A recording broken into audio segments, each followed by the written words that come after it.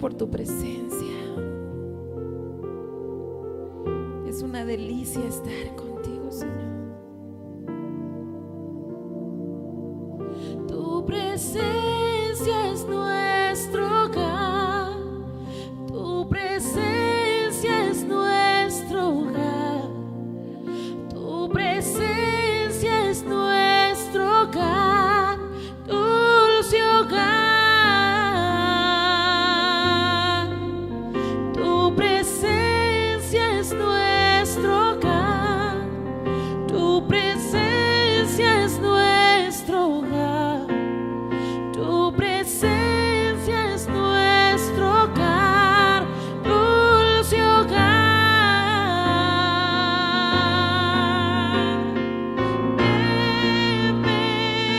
Bienvenido a este lugar. La casa es tuya. Ven a disfrutar.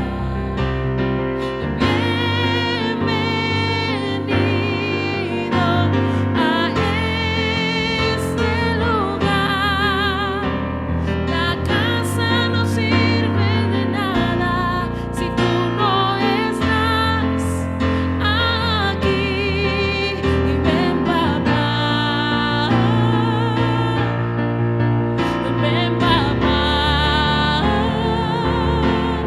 y toma tu lugar.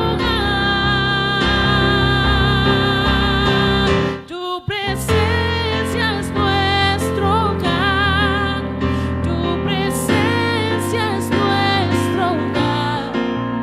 Tu presencia es nuestro hogar, dulce hogar. Dilo. Tu presencia es nuestro hogar. Tu presencia es nuestro hogar. Tu presencia es nuestro hogar, dulce hogar.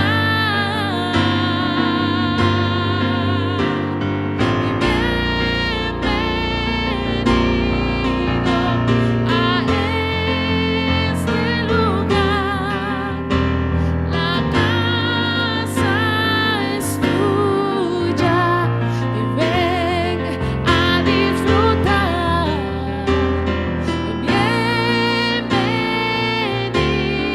Bienvenido a este lugar.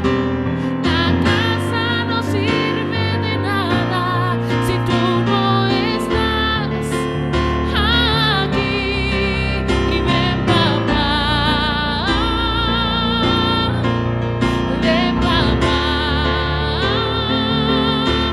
y toma tu lugar. Tu presencia es nuestro hogar. Tu presencia es nuestro hogar. Tu presencia es nuestro hogar, dulce hogar. Tu presencia es nuestro hogar. Tu presencia es nuestro hogar. Tu presencia es nuestro hogar, dulce hogar. Disfrútalo. Tu presencia es nuestro hogar. Díselo. Tu presencia es nuestro hogar. Tu presencia es nuestro hogar, dulce hogar. Aquí habitamos. Tu presencia es nuestro hogar.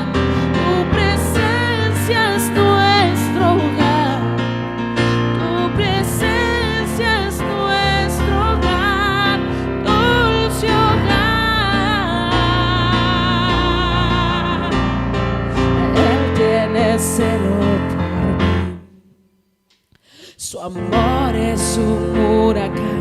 Yo un árbol soy, doblado bajo el peso de su viento y gracia. Y así de repente ya no recuerdo mi aflicción, eclipsada en gloria. Me doy cuenta de cuán hermoso eres tú y cuán grande es tu afecto por mí. Oh, Él nos ama, cuánto Él nos ama, Él nos ama.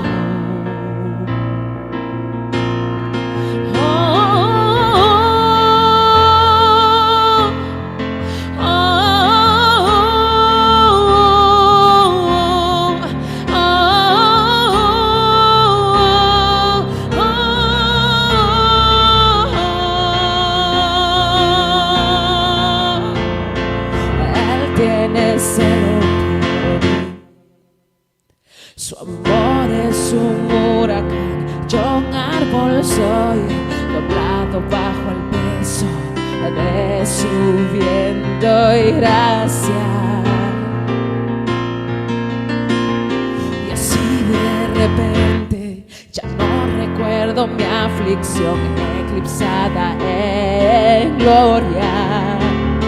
Me doy cuenta de cuán hermoso eres tú y cuán grande es su afecto por mí. Oh, Él nos ama, cuánto Él nos ama, Él nos ama. Oh,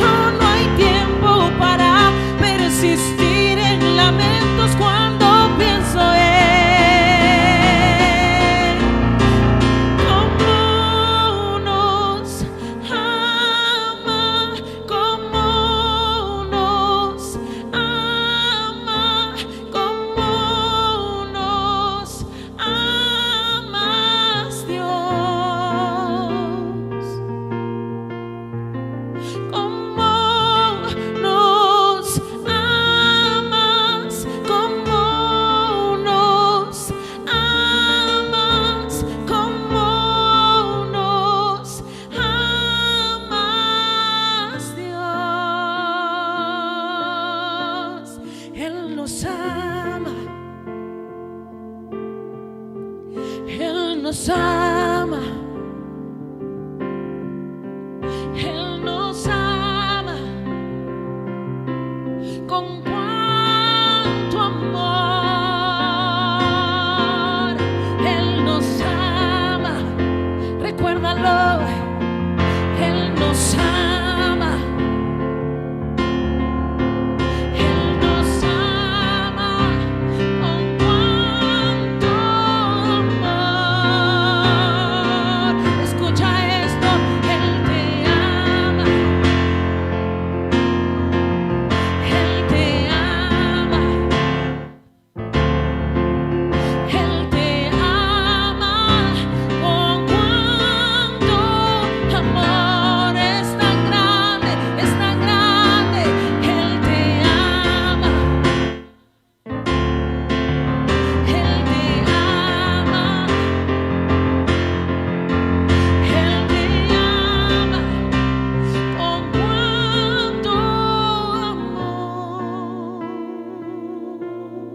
Es tan grande su amor que dice su palabra que ni lo alto, ni lo profundo, ni lo ancho, ni lo angosto, ni ángeles, ni potestades, ni angustia, ni enfermedad, ni tormenta alguna puede separar de su amor.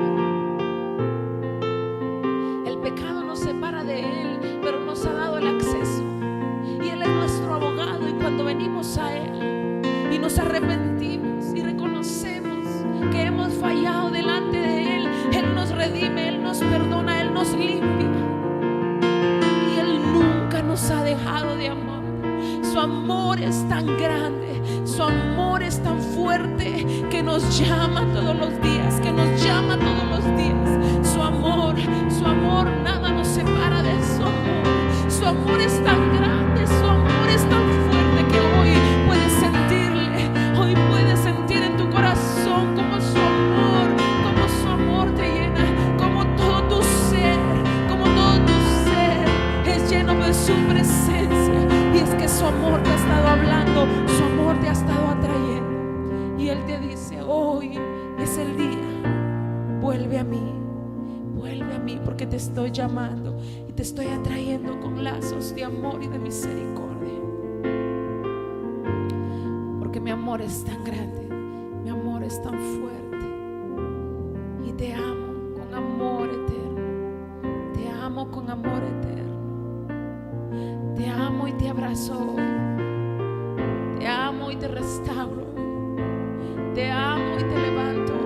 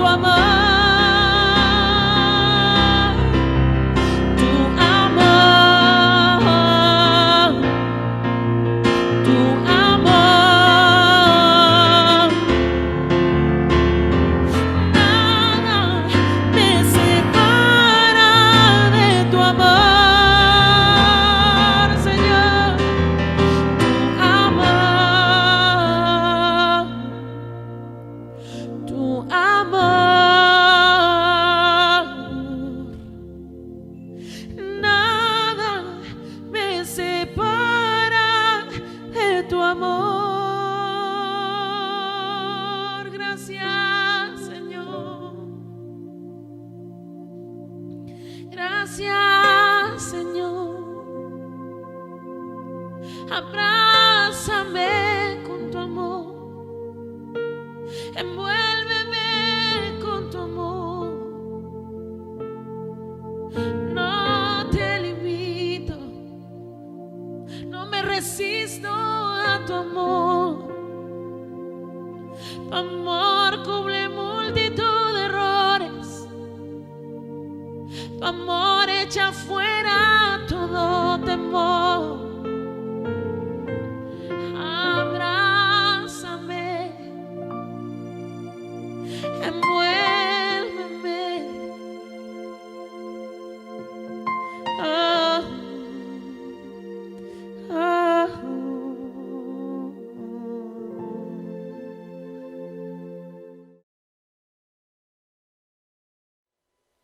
Que el Señor les bendiga a todos en este hermoso tiempo.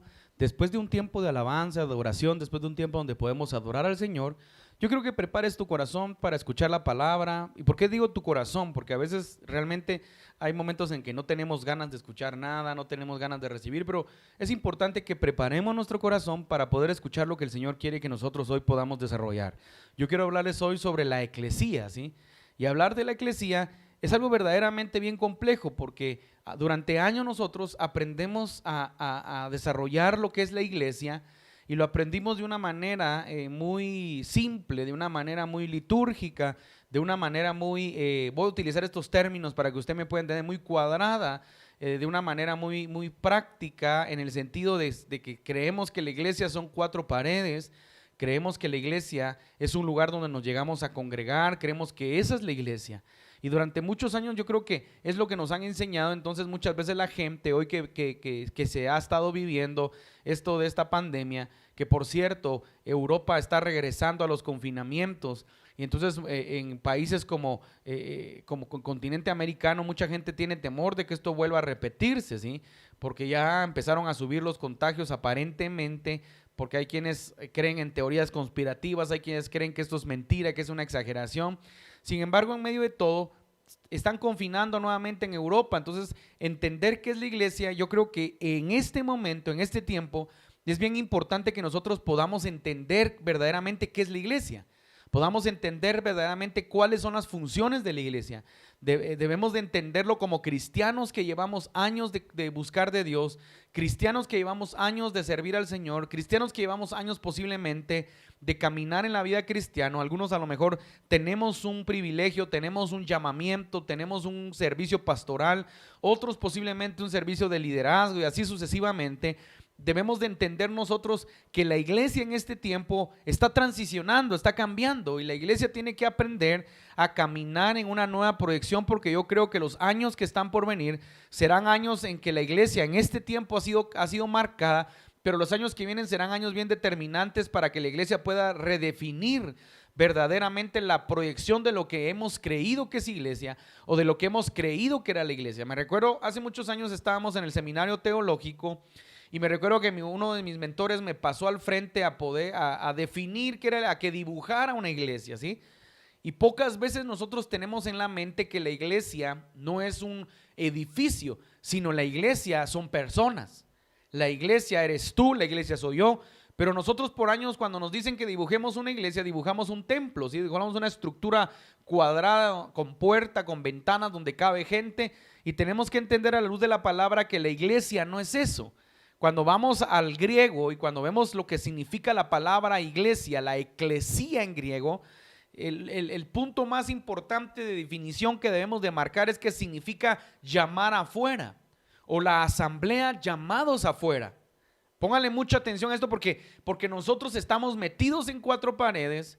Nosotros estamos metidos en la iglesia, dentro de iglesia, y llevamos años desarrollando cosas para gente cristiana, cuando nosotros tenemos que desarrollar cosas para gente, voy a utilizar este término, cosas para gente que no es cristiana, y necesitamos poner en práctica más las buenas nuevas del Señor. Necesitamos empezar a brillar verdaderamente en una sociedad que está corrompida, en una sociedad que está perdida, en una sociedad que no está entendiendo verdaderamente el rumbo de la ética, de la moralidad, y que la moralidad se está perdiendo, que lo hemos hablado durante mucho tiempo, que a lo bueno le llaman malo y a lo malo bueno, que la sociedad se está perdiendo y que la gente quiere votar por candidatos que motivan la liberalidad, que motivan el desenfreno, que motivan los principios inmorales, y que el mundo está cada día más de cabeza, que el mundo cada día está más corrompido, que el mundo cada día está en facetas de perversión. Y que tenemos que entender que la palabra nos muestre, que el Señor ha estado hablando, que estamos comenzando lo que se conoce como principio de dolores, y que en principio de dolores vamos a comenzar a ver muchas cosas muy complicadas que no estamos acostumbrados. Por ejemplo, si usted me pregunta, en mi vida cristiana, nunca nos imaginamos que la iglesia iba a tener que cerrar sus puertas. La iglesia convencional como la conocemos iba a tener que cerrar sus puertas y que iba a experimentar un tiempo donde verdaderamente teníamos que regresar a tener un nivel de intimidad y de comunión con Dios. Y luego la iglesia, a partir de todo lo que ha sucedido, la iglesia de Cristo no volverá a ser jamás la misma.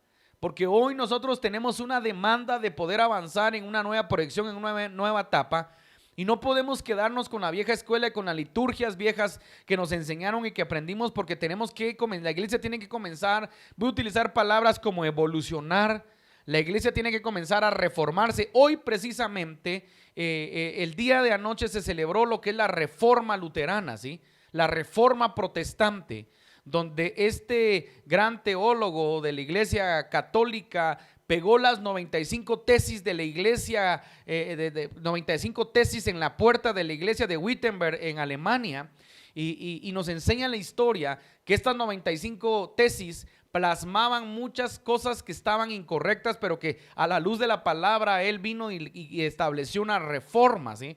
De esas reformas se conoce también las 5 solas de Martín Lutero, donde nos especifica puntos muy importantes que en este tiempo nosotros como iglesia tenemos que aprender a conocer y tenemos que practicar. Y uno de las 5 solas es una sola palabra, ¿sí? Una sola gracia. Y hay tantas cosas, y no quiero hablar, tal vez no es ese mi tema, sino poder entender que la iglesia de Cristo está sufriendo cambios y la iglesia de Cristo tiene que desarrollarse y la iglesia de Cristo tiene que comenzar a transicionar en la etapa de religiosidad, en la etapa litúrgica que ha vivido, porque estamos en un tiempo muy determinante donde tenemos que examinarnos si verdaderamente estamos funcionando como la iglesia verdadera que Dios quiere que funcione. Entonces, cuando vemos nosotros la palabra eclesía, la connotación es una asamblea llamados afuera. La iglesia es un organismo vivo con funciones que están claramente definidas y que se fundamentan en una misión y en una visión, la cual está plasmada en Mateo 28:19, la cual muestra 2 aspectos fundamentales. Entonces, cuando vemos estos 2 aspectos fundamentales, número 1 es la evangelización. Y la evangelización tiene que estar enfocada a todas las esferas, determinados por la palabra ir y hacer discípulos a las naciones. Entonces, en este tiempo me voy a detener acá, porque nosotros a lo largo de este tiempo, nosotros creemos que la iglesia son 4 paredes, que la iglesia es un edificio, que la iglesia es un lugar donde se llega a aplaudir, se llega a sentarse, y creemos por años, hemos creído que eso es la iglesia, ¿sí? Y luego hay mucha gente que está en la iglesia y que la evangelización de la iglesia es para gente cristiana. ¿Sabe cuál es el problema de la iglesia? Que la iglesia hace eventos para gente que conoce a Jesús, pero la iglesia ha perdido el patrón de la evangelización, porque la iglesia hace eventos para gente cristiana, pero jamás hace eventos para gente que no es cristiana. Y también nos damos cuenta que hay gente que se llega a sentar a las iglesias por 20 años, por 30, por 10, por 5, y que solo llega a sentarse, se lleva el mensaje, pero jamás en su vida ha evangelizado y jamás en su vida ha predicado la palabra de Dios y jamás en su vida le ha compartido. Escucha estas palabras porque tal vez son más explícitas. Le ha compartido la palabra de Dios a otra persona, ¿sí? Entonces, cuando vemos nosotros las esferas determinadas por la palabra, ir y hacer discípulos a las naciones, en eso se basa la evangelización, ir y hacer discípulos a las naciones. Y luego está otro punto bien importante y determinante, que es el discipulado, el cual está concentrado en la misma misión de la iglesia, donde, escuche esto porque esto es bien importante que podamos entenderlo de esta manera, ¿sí? Es bien importante que lo entendan. La misma misión de la iglesia, donde Jesús define que enseñen todas las cosas que Él os había enseñado. La iglesia está estructurada bajo principios fundamentales que la sostienen, las cuales están sustentadas en la palabra de Dios y bajo la iluminación del Espíritu Santo para una correcta interpretación.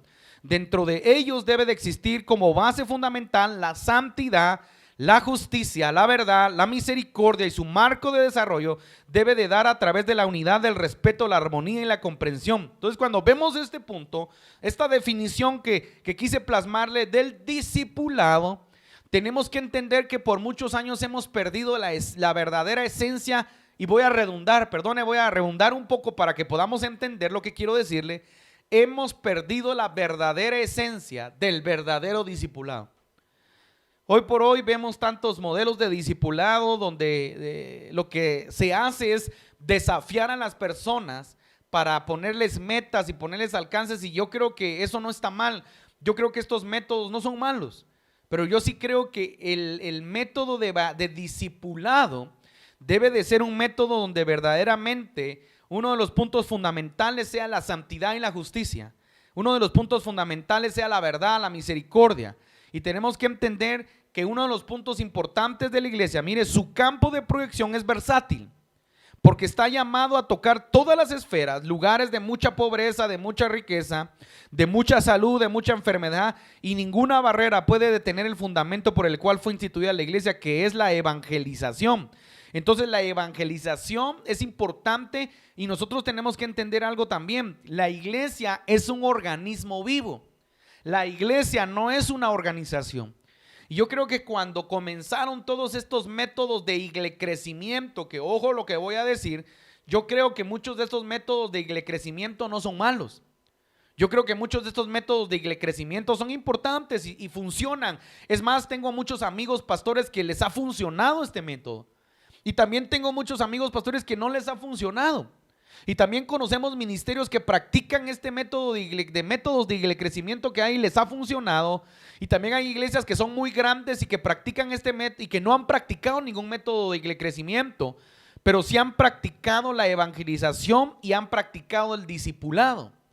Entonces es bien importante que entendamos que la eclesía debe de aprender a discipular para formar en la gente el carácter de Cristo. Y no solamente para demandarle a la gente trabajo, para demandarle a la gente que gane más gente, para demandarle a la gente que vaya y que cree métodos de alcance, sino que debemos de capacitar a la gente en el discipulado para que haya una correcta evangelización con un corazón verdaderamente fundamentado en la palabra. Hoy por hoy hay muchos ministerios que liderazgo está compitiendo entre ellos mismos, compiten quién tiene la mejor red de grupos, quién tiene el mejor grupo, quién tiene el mejor grupo de liderazgo, quién tiene las mejores personas, quién tiene las personas más capaces, quién tiene las personas con mayor estudio, quién tiene las personas con mayor nivel económico. Entonces se va perdiendo la verdadera esencia del discipulado y de la evangelización. Porque la característica primordial es que una de las características de la eclesía es que fuimos llamados para predicar en todas las esferas. Usted tiene que estar capacitado para ir a predicar a lugares de mucha pobreza, al basurero, lugares donde hay personas que necesitan el mensaje de Jesús, zonas muy peligrosas, zonas de donde se tiene que predicar la palabra. Pero también es posible que usted haya sido llamado a predicarle a esferas de gobierno, a esferas donde la gente verdaderamente tenga un nivel económico muy alto. Entonces, todas estas cosas tenemos que entender a nosotros que tarde o temprano la iglesia tiene que lograr entender esta proyección, porque si no la logramos entender, muchas veces vamos a caminar con una proyección equivocada. Entonces, es bien interesante que nosotros podamos ver que la iglesia está constituida, instituida por Dios, y la iglesia tiene que desarrollarse como el Señor la estableció. Entonces, dentro del ministerio de Jesús, dentro del desarrollo como Jesucristo desarrolló su llamamiento, nosotros tenemos que ver varios puntos en los cuales Jesús marcó muy fuerte en su llamamiento, en su ministerio.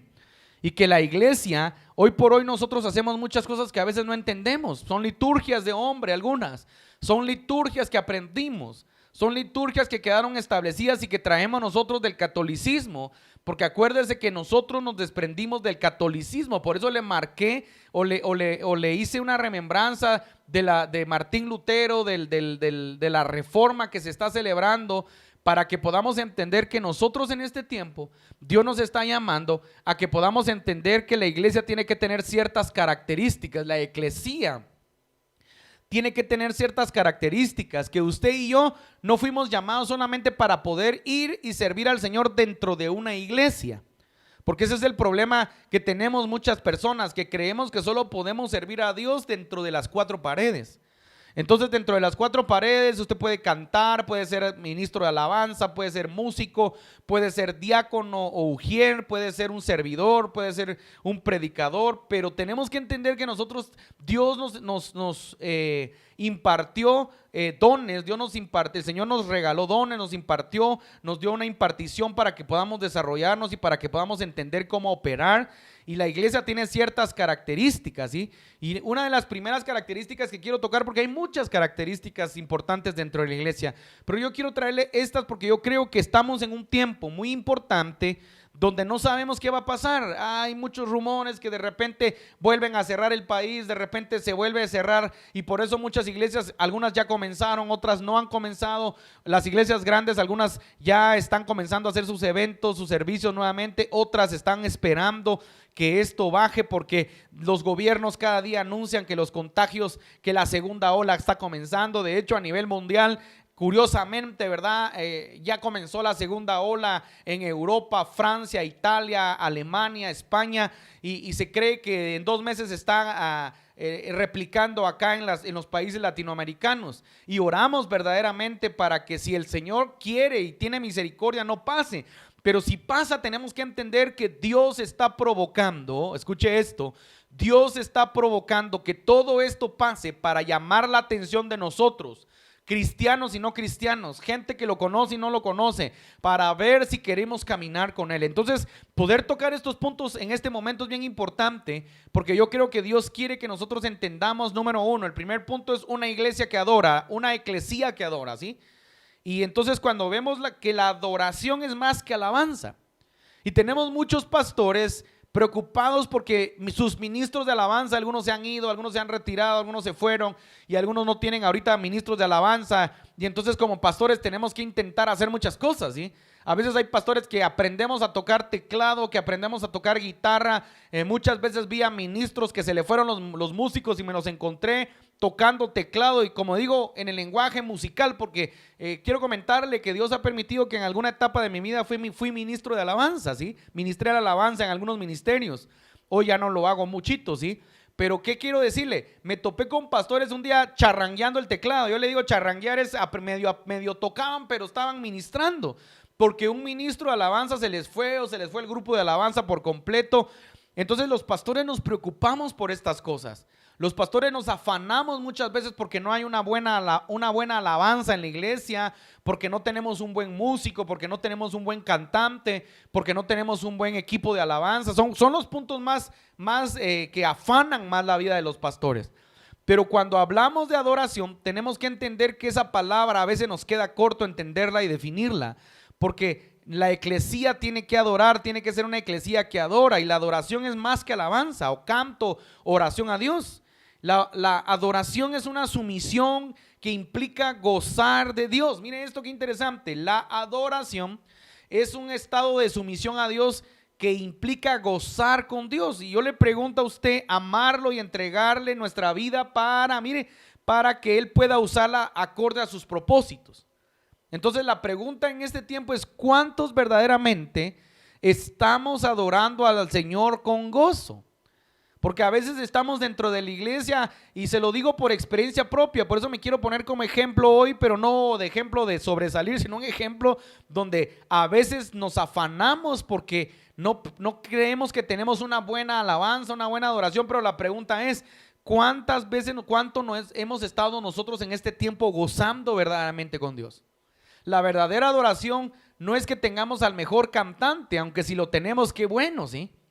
La verdadera alabanza no es que tengamos a la mejor banda tocando con los mejores instrumentos, aunque si usted lo tiene, porque tengo amigos ministros que tienen una excelente grupo de alabanza, ¿verdad? Buenos músicos con los mejores instrumentos, violines, saxofones, y entonces obviamente usted levanta una alabanza muy poderosa. Pero la verdadera alabanza y adoración no tiene nada que ver con los mejores cantantes, tiene que ver cuánto usted se goza con Dios. Entonces nosotros tenemos que entender en este tiempo que nuestra adoración tiene que ser directamente proporcional con nuestro servicio. Nadie puede decir que sirve a Dios, pero no tiene un nivel de intimidad de adoración en su vida.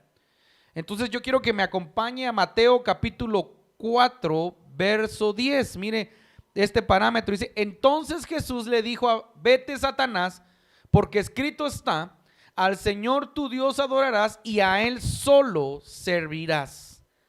Ahora, qué importante poder entender este pasaje bíblico, hablando de adoración un poco, porque quiere decir que podemos estar adorando algo que no es adoración o a alguien que no merece ser adorado. Y esto es bien importante que nosotros podamos entenderlo en nuestra vida, podamos entenderlo en nuestro corazón. ¿Estamos gozándonos cuando adoramos? ¿O estamos cargados cuando adoramos? ¿Estamos afanados cuando adoramos? ¿Estamos con un corazón preocupado cuando adoramos? ¿O estamos con un corazón cargado cuando adoramos? Mire, cuando usamos nuestra vida para la gloria de Dios, todo lo que hacemos, escuche esto, todo lo que hacemos se convierte en un acto de adoración. Cuando usted y yo adoramos a Dios, cuando usted y yo, nuestra vida en completa adora al Señor, todo lo que hacemos verdaderamente está manifestando un acto de adoración. Acompáñeme a Juan capítulo 4:23, San Juan 4:23, y para que podamos ir teniendo un poco de luz a través de la palabra y podamos ver verdaderamente algunos puntos. Dice, mas la hora viene y ahora es, cuando los verdaderos adoradores adorarán al Padre en espíritu y en verdad, porque también el Padre tales adoradores busca que le adoren. Este pasaje es un pasaje que me apasiona predicar. Hoy no lo voy a predicar completo, solo lo estoy tocando así brevemente, porque me encanta siempre leer a Jesús y cómo Jesús hace un juego de palabras para redundar y para podernos explicar un acto que tiene que estar intrínseco en nuestro corazón. Usted y yo fuimos creados para adorar a Dios. Usted y yo tenemos una genética de adoración. Nuestras neuronas, cada átomo de nuestro cuerpo está diseñado para que por medio de la adoración nuestro cuerpo se alinee y cree un sistema de vida, un sistema donde nuestras neuronas se aviven y despierten. Sin embargo, entender esto a veces es complicado. Voy a volver a leer, mas la hora viene y ahora es. Y yo siempre enseño esto, que Jesús está hablando con esta mujer samaritana acá, pero Jesús, el máximo esplendor de la adoración y el máximo esplendor de la alabanza, está diciendo que la hora viene, pero que ahora es, porque Él estaba en ese momento, en ese lugar, cuando los verdaderos adoradores adorarán al Padre en espíritu y en verdad. En espíritu y en verdad, usted y yo nacimos para que nuestro espíritu que está dentro de nosotros, porque somos seres tripartitos, se alineen al corazón de Dios, y por medio de esa alineación espiritual nosotros podamos entender que la verdad en Cristo Jesús es una persona y en Él se refleja la verdad, en Él solamente pueden ser instituidas la verdad. Y entonces aquel que logra conocer a Cristo, aquel que logra hablar con Él cara a cara, va a poder verdaderamente adorarlo y entender qué es la adoración. Porque también el Padre, tales adoradores, busca que le adoren. Quiere decir que si el Padre está buscando adoradores, no hay muchos adoradores. Porque usted no va a buscar algo que usted tiene. Usted no va a buscar algo que a usted le abunda o que a usted no le falta. Nosotros buscamos algo que no tenemos. Dios es espíritu, y los que adoran en espíritu y en verdad es necesario que le adoren. Los que adoran en espíritu y en verdad es necesario que le adoren. ¿Sabe una cosa? La verdadera adoración dentro de la iglesia nos va a determinar a nosotros realmente cómo funciona la iglesia en este tiempo. ¿Cómo funciona la iglesia en este tiempo? Entonces, la adoración es un estado de sumisión donde nosotros lo reconocemos a Él y Él nos reconoce a nosotros. Y cuando Él nos reconoce a nosotros como adoradores, entonces podemos adorarlo con libertad y podemos adorarlo en verdad. Es un juego de palabras y un juego de pensamiento bien complicado para muchos. ¿Cuántas veces nosotros hemos estado adorando a Dios de una manera equivocada?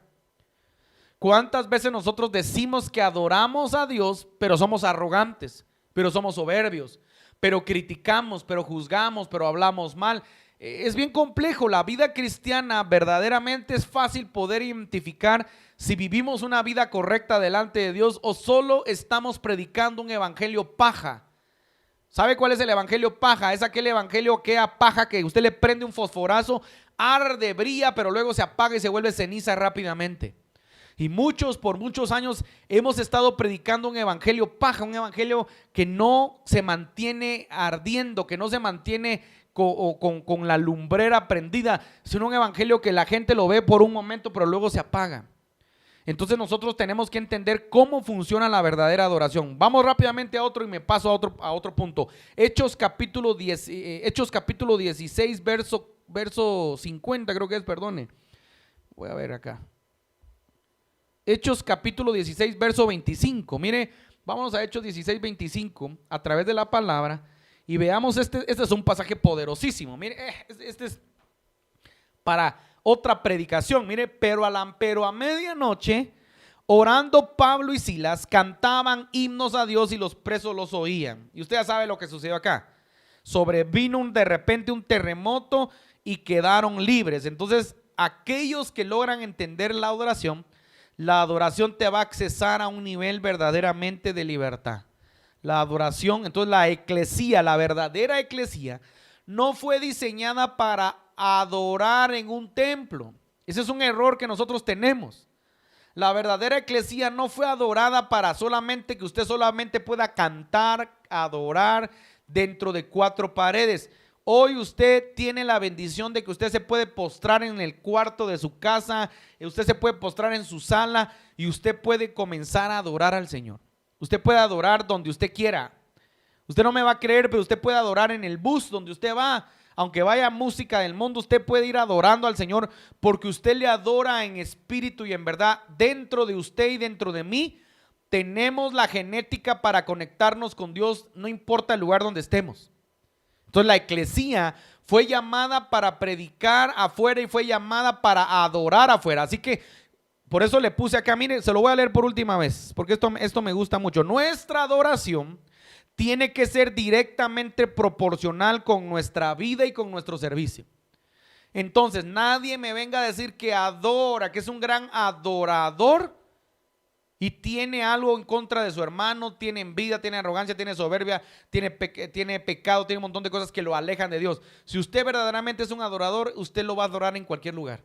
Lo va a adorar en su casa, lo va a adorar en su carro, lo va a adorar en el parque, lo va a adorar en el mercado, lo va a adorar donde usted ande. Usted es una expresión de la adoración. Pasemos al siguiente punto porque el tiempo se nos va, ¿sí? Una iglesia que ama a los demás. Repita conmigo los que están en casa, amo a los demás. Y verdaderamente hablar del amor es algo bien complejo porque nos puede llevar semanas, pero yo lo quiero tocar así rápidamente. La eclesía tiene que amar a los demás. La eclesía es usted, soy yo, demostrando el amor de Dios. Con el nuevo nacimiento nos convertimos en miembros de la familia de Dios. Seguir a Cristo no es solo cuestión de creer, porque a veces creemos que ya seguimos a Cristo y ya estuvo. No, mire, también implica pertenecer a su familia y aprender a amarla. Acompáñeme a Primera de Juan capítulo 3:1. Primera de Juan capítulo 3:1. Mire, va a ver qué interesante. Primera de Juan capítulo 3:1. Mire lo que dice la palabra. Mirad cuán amor nos ha dado el Padre para que seamos llamados hijos de Dios. Por esto el mundo no nos conoce porque no le conoció a Él. Dice, mirad cuán amor nos ha dado el Padre para que seamos llamados hijos de Dios. O sea, el Padre nos entregó algo que es de su naturaleza, el amor. Por lo tanto, si nos ha entregado ese amor, nosotros tenemos que dar, como dice su palabra, dar de gracia lo que de gracia recibimos, y nosotros fuimos diseñados para dar amor. Pero nosotros muchas veces no logramos entender ese punto. Entonces la eclesía fue diseñada para amar a los demás. Pablo dijo, acéptense mutuamente, así como Cristo los aceptó a ustedes para la gloria de Dios. Romanos 5:15-7. Debemos de amarnos mutuamente, debemos de aceptarnos mutuamente, debemos de mostrar el verdadero amor. Yo le quiero dejar algo bien importante. Si usted tiene meses, tiene semanas de no ver a un hermano, a un pastor, a un amigo, no esté juzgando ni criticando. Yo lo motivo, llámelo, salúdelo, comuníquese con el que ya no lo vio, comuníquese con el que dejó de ver en la iglesia, comuníquese. En esta pandemia hay mucha gente que se ha olvidado completamente de sus hermanos, de sus amigos. Comuníquese con la gente que usted ama, comuníquese, demuestre el verdadero amor de Dios, llamando a una persona con un mensaje. Bueno, se lo voy a poner más fácil en este tiempo. Mire, hoy tenemos la bendición de tener las redes sociales.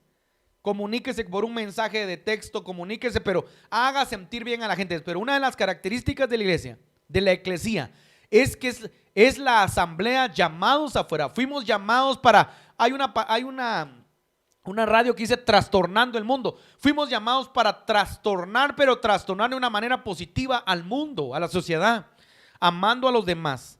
Acompáñeme ahora a otro punto importante. Una eclesía semejante a Cristo. Mire, cuando nacemos en la familia de Dios, Él quiere que crezcamos hasta alcanzar madurez espiritual. ¿Sabe una cosa? La eclesía está deficiente en madurez. Hoy por hoy encontramos a mucha gente vieja de edad, voy a hablar claro, vieja de edad pero con una mente de niño, con un corazón de niño. ¿Sabe cómo son los niños? Los niños pelean, los niños se atacan entre ellos, los niños hacen bullying hoy en día. Eso del bullying es más viejo, hermano. Eso yo me recuerdo que cuando uno es niño es cuando más bullying hay, cuando más los niños se burlan, se ríen. Entonces, y así está la iglesia. La iglesia carece de madurez. La iglesia carece de una estatura. Y nosotros necesitamos entender que la iglesia, la semejanza de Cristo, es una estatura de madurez que la iglesia debe de alcanzar. Y no es posible que tengamos ministerios que tienen 20, 30 años, gente que tiene segunda, tercera, cuarta generación de ministros, pastores que crecieron con sus papás pastores, pero cuando vemos su manera de actuar es una manera inmadura, riña ministerial.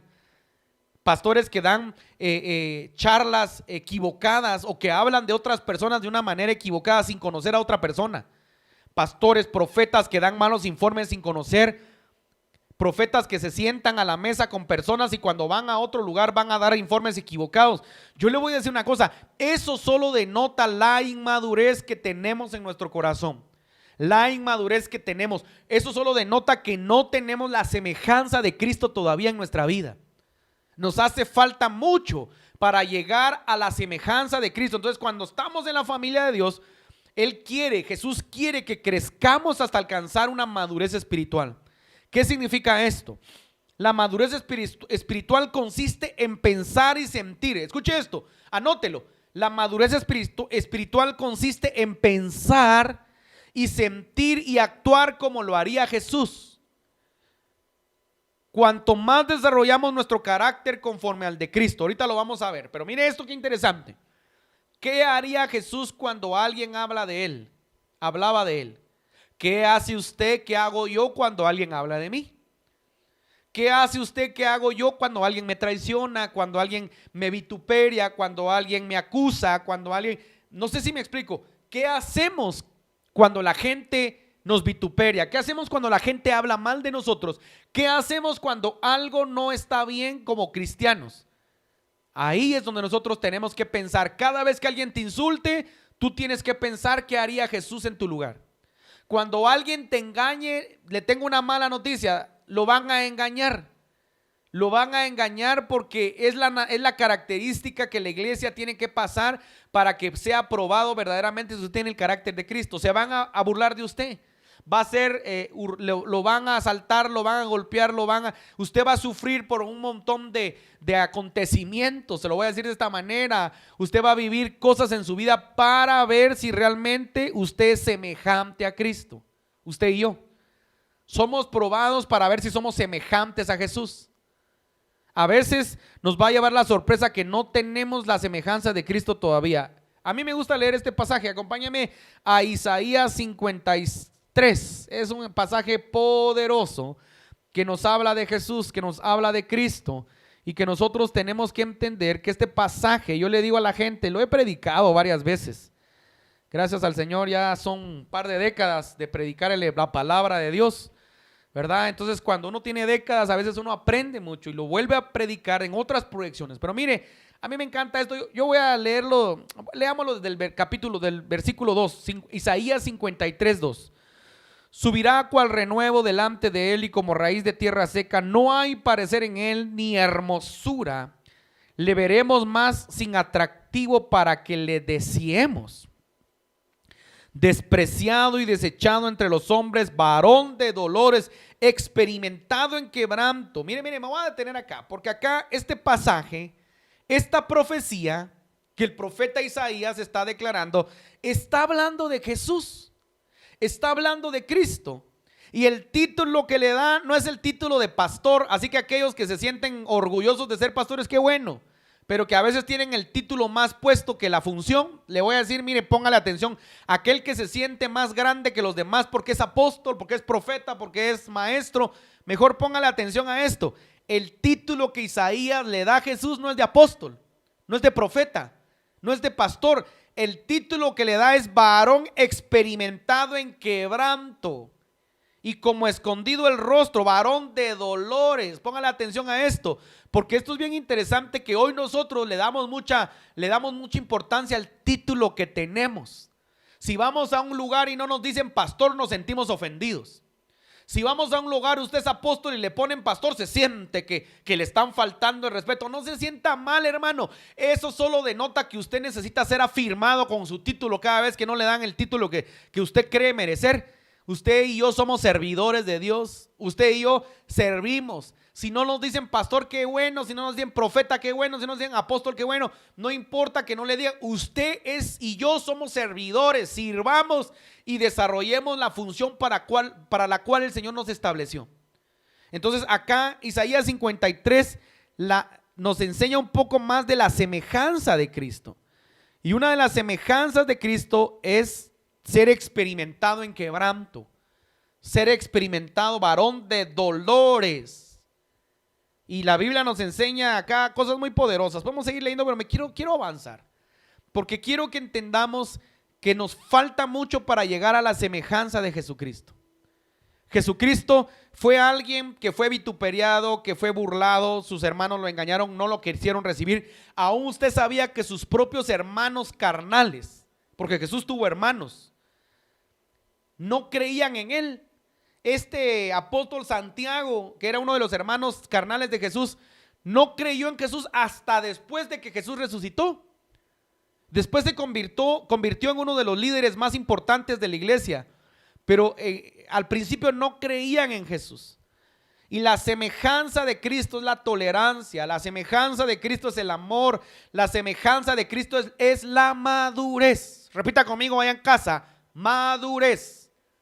Revísele a su esposo, a su esposa si es maduro, o examínese usted si es maduro o madura, y se va a llevar la sorpresa que muchos cristianos carecen de madurez. Tienen orgullo, tienen soberbia, tienen rencor, tienen amargura dentro de la misma iglesia. Servidores, líderes. No dígame usted los que todavía apenas están comenzando en la vida cristiana. Vamos a avanzar porque el tiempo apremia. La eclesía sirve con sus dones. Mira acá, este es un mensaje bien. Hoy quiero desafiar a la gente que me ve. Hoy quiero desafiar a todo aquel que está acomodado, a todo aquel que está acostumbrado solo a sentarse, recibir, irse y esperar al próximo domingo.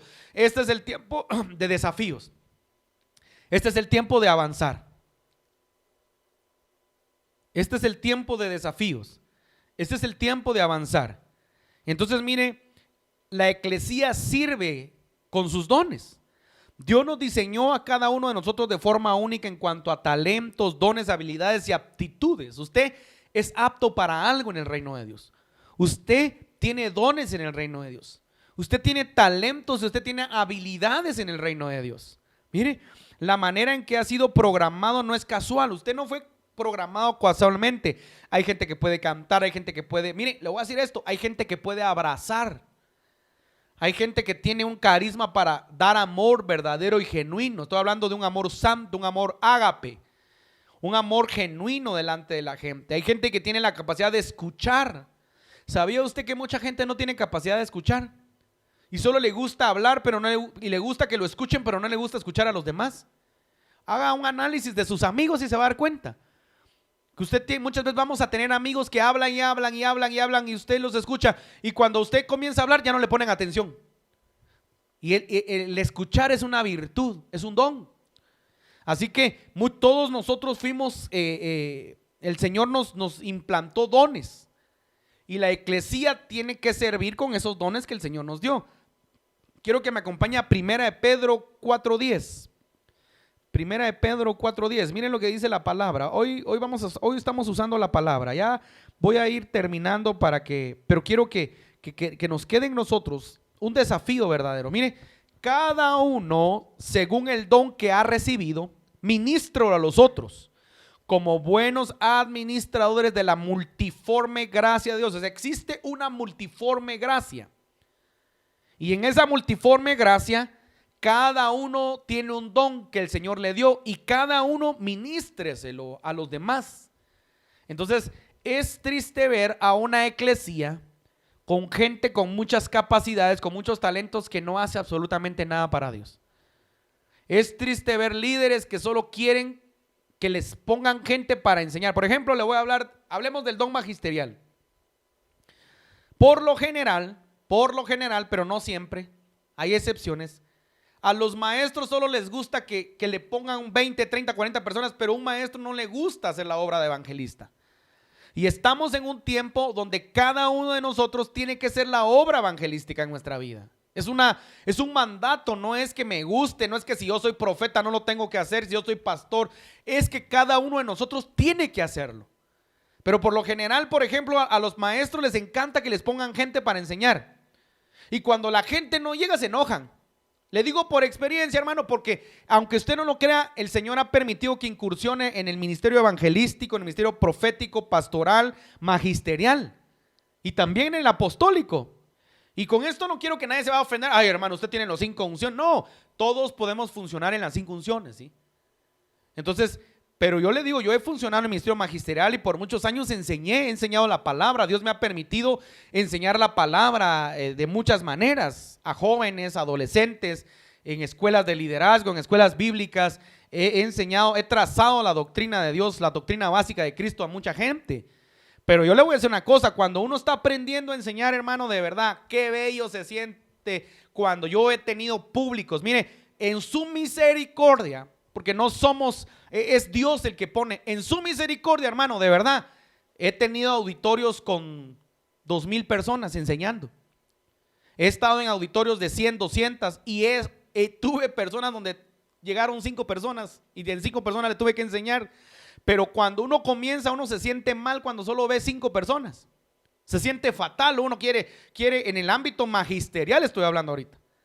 Pero uno se siente muy alegre cuando ve un salón con 50, 60 personas, hermano. Yo me recuerdo la primera vez que tuve un público de 60 personas, de 100, hermano. Ay, hermano, yo me sentía, pero alegre como pez en el agua, ¿sí? Ahora, lo interesante es que en el ámbito magisterial es como la universidad, comienzan 200, 100 y van terminando el semestre 2, 3, 4, 5 personas.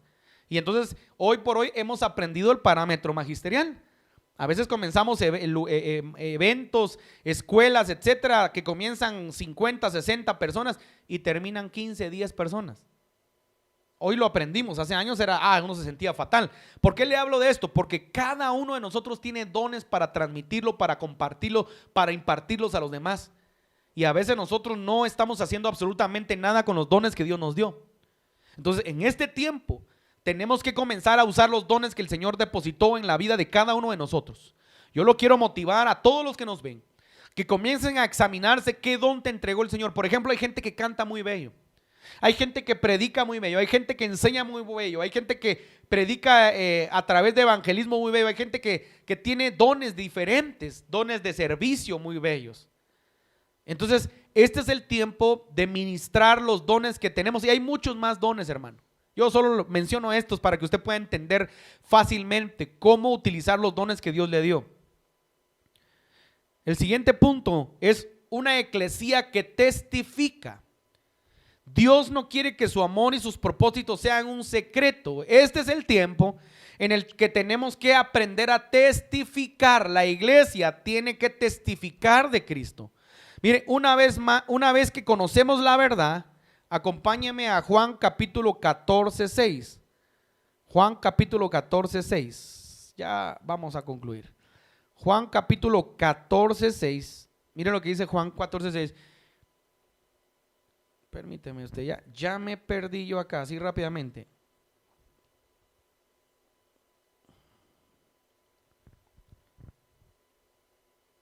Me perdí acá, mano. Perdone, me perdí. No lo encuentro. Pero rápidamente quiero que entienda esto, ¿sí? Espero que podamos entender nosotros que es un privilegio de parte de Dios compartir las buenas nuevas, y es un privilegio de Dios también testificar lo que Dios ha hecho con nosotros.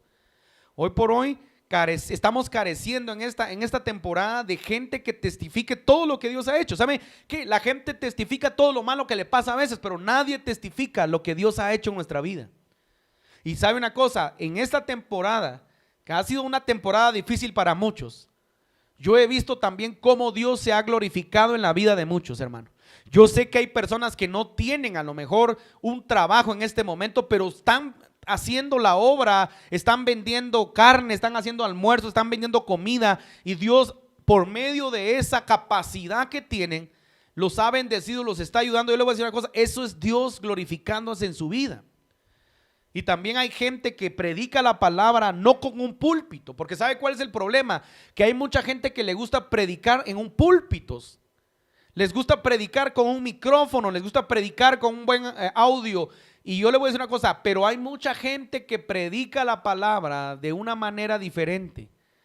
Tengo médicos en el ministerio que predican la palabra y que tienen un llamado y que predican la palabra cuando están con sus pacientes. Tengo abogados que predican la palabra cuando están con sus clientes. Tengo empresarios que predican la palabra cuando están en sus negocios. Aunque usted no lo crea, podemos testificar de muchas maneras. No necesariamente profetizando, predicando, sino testificamos a Cristo con nuestras acciones, con nuestro testimonio, con nuestra manera de ser. Usted y yo testificamos a Cristo con nuestro testimonio. Por eso es importante ser genuino delante de Dios y vivir una vida clara delante de Dios. Entonces la eclesía tiene que tener estas características en este tiempo, ¿sí? Y nosotros tenemos que entender que este es el tiempo en el que tenemos que ser verdaderamente, escuche esto, intencionales. Tenemos que ser proactivos. Este es el tiempo de usted, hermano, hermana que me ve, usted tiene que ser intencional delante de Dios. ¿Qué significa eso? Empiece a provocar, testificar, empiece a provocar, adorar, empiece a discipular, empiece a evangelizar, empiece a ser intencional con estos puntos que tocamos hoy en este mensaje. Quiero terminar con San Juan capítulo 17, verso 3, 8 y termino. Y esta es la vida eterna, que te conozcan a ti, el único Dios verdadero, y a Jesucristo, a quien has enviado. Yo te he glorificado en la tierra, he acabado la obra que me diste que hiciese. Ahora pues, Padre, glorifícame tú al lado tuyo, con aquella gloria que tuve contigo antes que el mundo fuese. He manifestado tu nombre a los hombres que del mundo me diste. Tuyos eran y me los diste, y han guardado tu palabra. Ahora han conocido que todas las cosas que me has dado proceden de ti, porque las palabras que me diste les he dado y ellos las recibieron. Acá Jesús está testificando en vida todavía, porque Él no ha llegado al Gólgota, no ha llegado al Calvario en este momento. Pero Jesús está pidiendo que seamos uno con Cristo, uno entre nosotros. Y bien interesante entender nosotros que Él hizo la obra que me diste que hiciese, y Él no había llegado a la cruz, por lo tanto la obra era hacer a sus discípulos. Entonces yo quiero concluir hoy, para tú que me ves en casa, la gente que nos ve en Guatemala, que nos ve en México, que nos ve en Estados Unidos, bendecimos a nuestros bellos hermanos allá en Arlington, Texas, allá en Miami, en Virginia, en Kansas, en Missouri. Bendecimos a todos estos hermanos que nos escriben, de verdad. Oramos para que el Señor los guarde allá en Estados Unidos, los guarde también en México, San Luis Potosí, Saltillo, Coahuila, hermanos que nos ven en el centro sur de México. Los bendecimos a estos amigos hermosos que el Señor nos ha permitido conocer. Los bendecimos también para que el Señor los guarde y los libre, y a nuestros amigos, hermanos, pastores acá en Ciudad de Guatemala. Pero quiero decirle algo bien importante. Yo creo que este es el tiempo en el que el Señor quiere a una iglesia, a una eclesía, que comience a ser intencional afuera, que comience a predicar la palabra afuera, que comience a evangelizar afuera, que comience a hacer la obra de Dios, no en las cuatro paredes. Porque el evangelio está siendo transformado, el evangelio está cambiando, y yo creo que los próximos años van a ser trascendentales, porque en los próximos años la iglesia como la conocimos, como la conocíamos y como la conocimos, va a tener que transicionar a una nueva proyección, a un nuevo evangelio. Cuando digo un nuevo evangelio, no estoy hablando de la Biblia, estoy hablando de la forma como nosotros nos hemos desarrollado. La palabra ya está escrita y esa es inamovible. Estoy hablando de la forma como hemos hecho iglesia a lo largo de los años. Entonces tenemos que prepararnos para cumplir el propósito por el cual el Señor nos ha llamado. Yo quiero desafiar a todos en este tiempo. Desafiarlos con estos puntos que tocamos, para que demuestre el amor, para que testifique, para que disipule, para que evangelice, para que pueda verdaderamente llegar a la estatura, a la madurez de Cristo Jesús, porque necesitamos que la eclesía se levante y la eclesía sea intencional, pero también la eclesía desarrolle su verdadero propósito en la tierra, que es predicar el evangelio del reino. Yo quiero orar allá en casa, tú que me ves, quiero orar por tu vida. Y quiero declarar una palabra. Padre, en el nombre poderoso de Jesús, bendecimos la vida de cada uno por nombre, Señor. Oramos para que tú los bendigas, los guardes, los libres, los protejas. Oramos por los que están enfermos. Señor, queremos pedirte que guardes y libres a tu iglesia. Estoy orando por la iglesia en general. Orando por aquellos pastores que ya comenzaron a hacer sus servicios presenciales y que están algunos todavía con temor. Me han escrito pastores, me han hablado pastores, que su gente tiene temor de congregarse. Algunos tienen abogados en la iglesia que los amenazaron si abrían. Y yo quiero reprender a Satanás todo estorbo que quiera traer a la vida de mis hermanos. Yo bendigo a los pastores que ya comenzaron a hacer la iglesia presencial. Bendigo a todos aquellos que en el nombre de Jesús ya comenzaron o iniciaron o van a iniciar. Y también bendigo a todos aquellos que no han podido comenzar, Señor, para que tú los guardes y que a cada uno utilices a la manera y al propósito que tú has establecido.